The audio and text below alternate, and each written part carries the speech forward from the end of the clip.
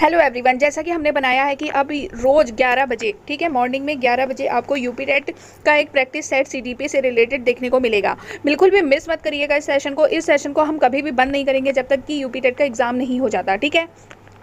तो चलिए वीडियो को स्टार्ट करते हैं। बालक मुख्य मुख्य रंगों की पहचान कर लेता है। किस वर्ष में बालक मुख्य रंगों की पहचान कर लेता है? 5 वर्ष में, 2 वर्ष में, 3 वर्ष में या 4 वर्ष में? तो देखो, बालक जो है वो मुख्य रंगों की पहचान कर लेता है 5 वर्ष में, ठीक है। तो राइट आंसर है ऑप्शन नंबर ए। छोटे छोटे वाक्यों को बोलना तथा 3 पहियों की साइकिल चलाना, यह कार्य किस अवस्था में होता है? शैशवावस्था में, बाल्यावस्था में, किशोरावस्था में या प्रौढ़ावस्था में? तो बालक जब छोटे छोटे वाक्यों को बोलने लगता है, और जो 3 पहिए की साइकिल नहीं आती जो इस तरह का कुछ शेप में होता था, है ना, 3 पहियों की साइकिल चलाना किस में कर लेता है, ये किस अवस्था में कर लेता है? तो देखो, सबसे पहले तो ये जो अवस्थाएं हैं इनकी आपको आयु भी पता होनी चाहिए। तो शैशवावस्था की एज क्या होती है? 1 से 5 वर्ष, ठीक है। बाल्यावस्था होता है 5 से 12, किशोरावस्था होता है 12 से 18 एंड प्रौढ़ावस्था होता है 18 वर्ष से ऊपर। जब 1 से 5 के बीच होता है, ठीक है, तो वो छोटे छोटे वाक्यों को बोलना तथा 3 पहियों की साइकिल चलाना सीख जाता है, ठीक है। तो इसका मतलब राइट आंसर हो जाएगा ऑप्शन नंबर ए। निम्न में से किस घटना की ओर बालक सर्वप्रथम आकर्षित होना प्रारंभ करता है?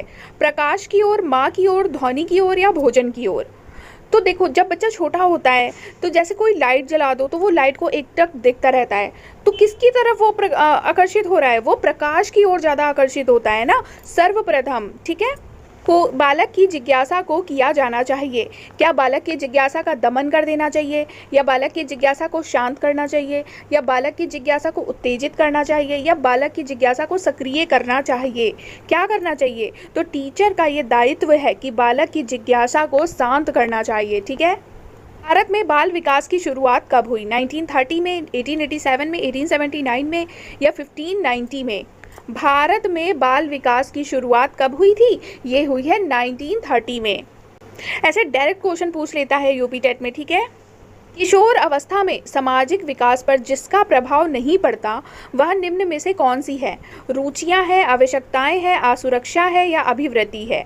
इनमें से किसका जो है किशोरावस्था में प्रभाव नहीं पड़ता है सामाजिक विकास पर? तो ये है असुरक्षा, ठीक है। असुरक्षा जो है उसका प्रभाव नहीं पड़ता किशोरावस्था में। सामाजिक विकास, देखो, सामाजिक विकास के लिए रुचियां होना भी ज़रूरी है, आवश्यकताएं होना भी ज़रूरी है, अभिवृत्ति भी होना ज़रूरी है। लेकिन अगर असुरक्षा बच्चा फील करेगा तो वो सामाजिक विकास उसका कैसे हो पाएगा? किशोर अवस्था में चरित्र निर्माण से जो अवस्था संबंधित है वह निम्न में से है? परंपराओं को धारण करने की अवस्था, आधारहीन आत्मचेतना अवस्था, आधार युक्त आत्मचेतना अवस्था, स्व केंद्रित अवस्था। किशोर अवस्था में चरित्र निर्माण से कौन सी अवस्था संबंधित है? तो इसका राइट आंसर क्या हो जाएगा? आधारहीन आत्मचेतना अवस्था, ठीक है। किशोरावस्था में क्या होता है, जो बालक होते हैं, बालिकाएं होती हैं, उनका मन चंचल होता है, ठीक है, आधारहीन होता है, उनका कोई आधार नहीं होता, ठीक है। विकास व्यक्ति में नवीन विशेषताएं और योग्यताएं प्रस्फुटित करता है, यह कथन किसका है? हरलॉक का है, जेम्स ट्रेवर का है, मैकडूगल का है या मुनरो का है? विकास व्यक्ति में नवीन विशेषताएं और योग्यताएं प्रस्फुटित करता है, यह कहा है हरलॉक ने।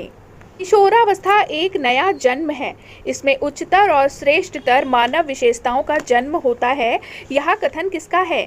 जॉन एंड सिम्पसन का, गैसल का, स्टैनली हॉल का या ग्रिटफे का? तो यह कथन किसने कहा है? देखो, सबसे पहले तो मैं बता दूं, किशोरावस्था का जब भी नाम आता है तो स्टैनली हॉल जो है किशोरावस्था को लेकर बहुत ज़्यादा फेमस है, ठीक है। और इन्होंने इनकी एक डेफिनेशन है जो बहुत ज़्यादा प्रसिद्ध है।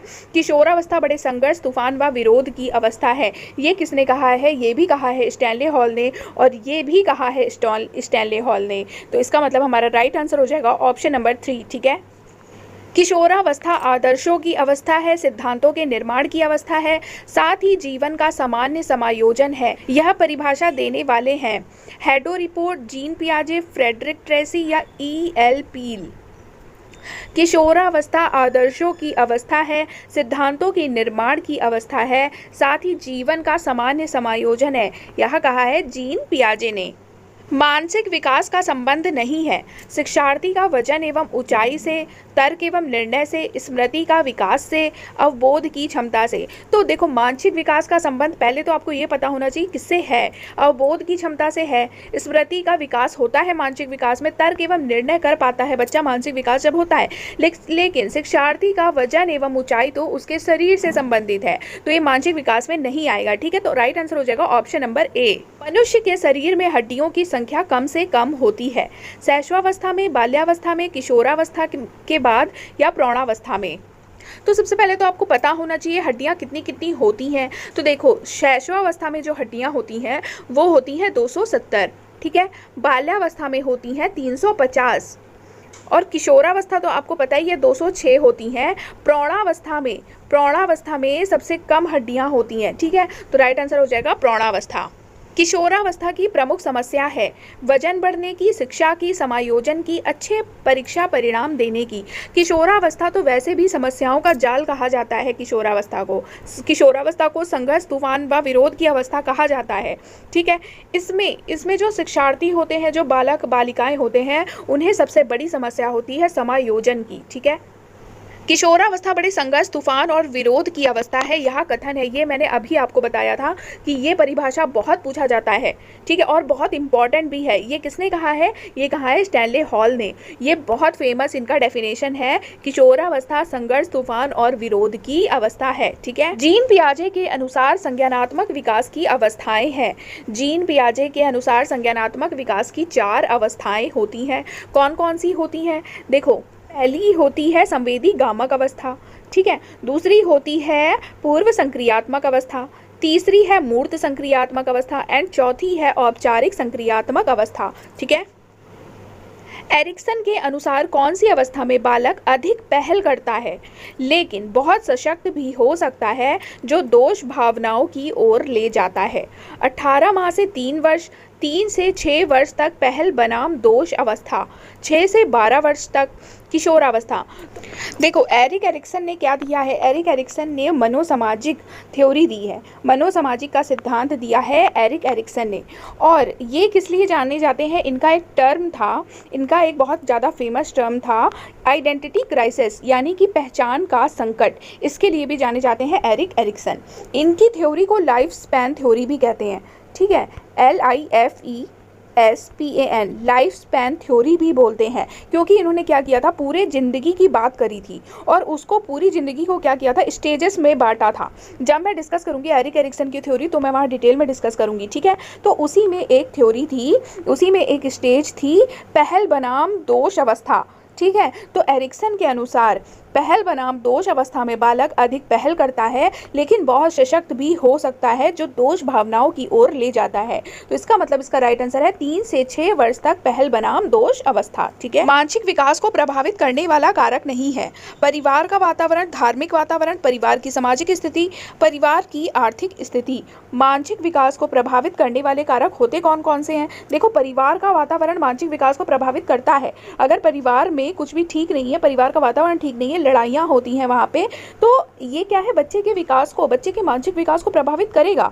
परिवार की सामाजिक स्थिति भी बच्चे के मानसिक विकास को प्रभावित करेगी और आर्थिक स्थिति भी। लेकिन धार्मिक वातावरण बच्चे के मानसिक विकास को प्रभावित नहीं करेगा। इसका मतलब राइट आंसर हो जाएगा ऑप्शन नंबर बी। ठीक है, नैतिक तर्क का अवस्था सिद्धांत किसने स्पष्ट किया?